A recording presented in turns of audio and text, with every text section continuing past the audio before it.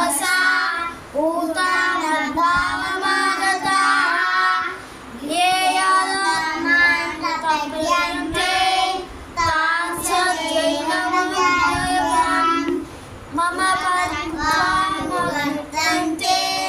मनुष्याः सर्वशः काङ्क्षन्तः कर्मणां सिद्धिं यजन्तः यदेवताः जायसि चेत् कर्मणस्ते मता बुद्धिर्जनार्दन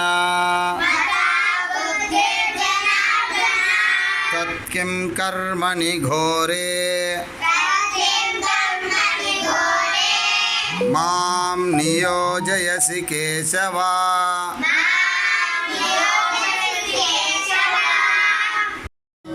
काले वर्षति पर्जन्यः पृथिवी शस्यशालिनी देशोऽयं क्षोभरहितो ब्राह्मणः सन्तु निर्भयाः असतो मा सद्गमय तमसो मा ज्योतिर्गमय मृत्योर्मा अमृतङ्गमय ॐ शान्ति शान्ति शान्तिः।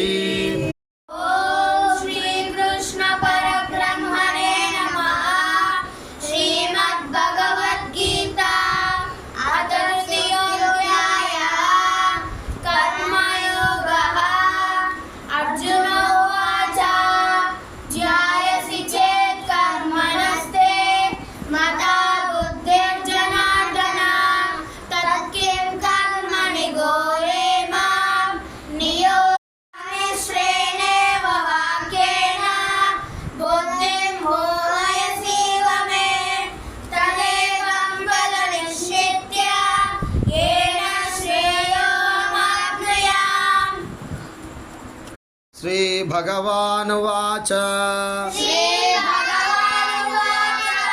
लोकेऽस्मिन् द्विविधा निष्ठा